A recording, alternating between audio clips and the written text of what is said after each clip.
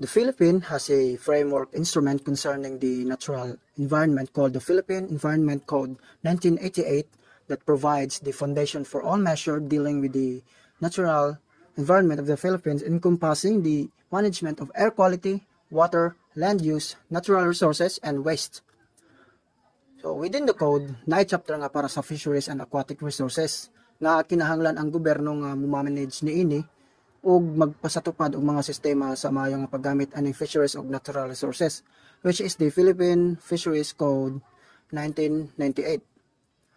The Philippine Fisheries Code provides the development, management, conservation, and utilization of fisheries and aquatic resources. Nahiluna sa Chapter 2, Article 3, Section 45 to 47 ang code nga nagdi lamang sa aquaculture within the Philippine Fisheries Code that is part sa Philippine Environment Code.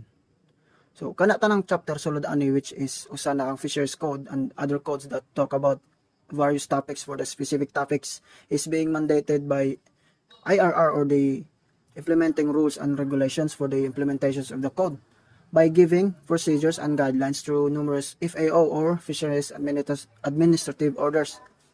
So the Fishery Code is being held by the jurisdiction of Department of Agriculture, and within the department, BFAR is one of its agencies. The agency is tasked with the management and development of fisheries and aquatic resources.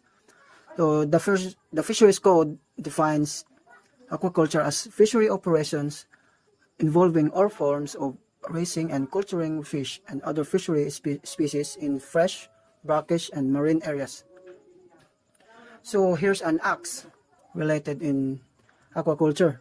The first one is the Agriculture and Fisheries Modernization Act 1997, which prescribes the measures to modernize the agriculture and fisheries sectors in order to enhance their profitability.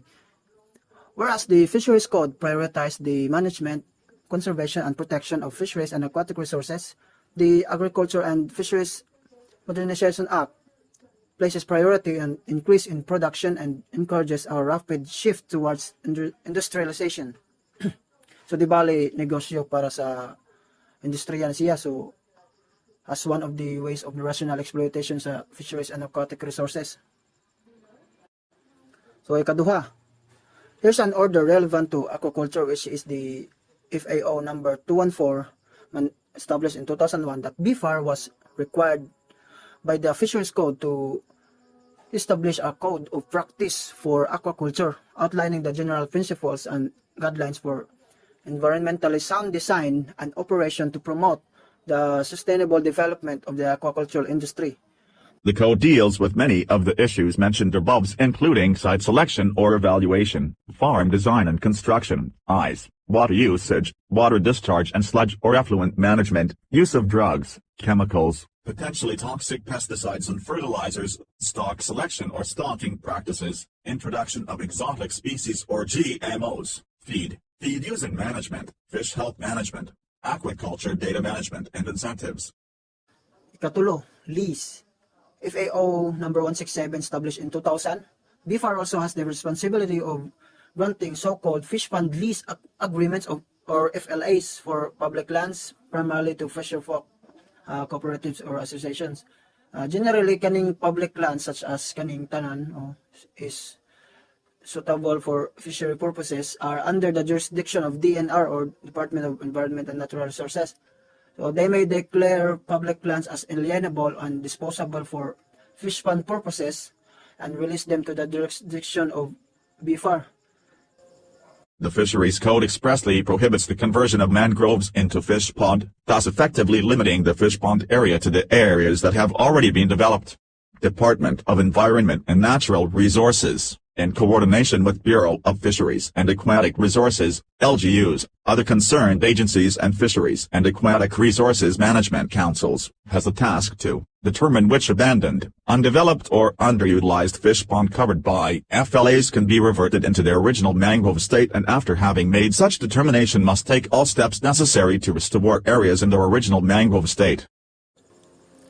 Another one relevant to aquaculture is the Wildlife Reserves Conservation and Protection Act 2021, which seeks inter alia to conserve and protect wildlife species and their habitats and to regulate the collection and trade of wildlife. The Act defines wildlife for this purpose as wild forms of flora and fauna, in all developmental stages, including those which are in captivity or are being bred or propagated. In particular, the Act encourages the conservation, breeding or propagation of threatened species in order to enhance its population in its natural habitat. The Act establishes that the breeding or propagation of wildlife for commercial purposes may be allowed by the Secretary of the Protected Areas and Wildlife Bureau, or any authorized representative, upon the issuance of wildlife farm culture permit, which issued for 3 to 5 years. However, only progenies of wildlife raised, as well as unproductive parent stock, may be utilized for trade. In addition, commercial breeding operations for wildlife, whenever appropriate, should be subject to an EIA study. Another relevant to aquaculture is the National Integrated Protected Areas System Act, 1992, which governs, classifies and administers protected areas, that is outstanding remarkable areas and biologically important public lands that are habitats of rare and endangered species of plants and animals, biographic zones and related ecosystems, whether terrestrial, wetland or marine. The Act, which places the NIPAs under the control of the Administration of Department of Environment and Natural Resources, requires proposals for activities that falls outside the scope of management plan for such protected areas to be subject to an environmental impact assessment.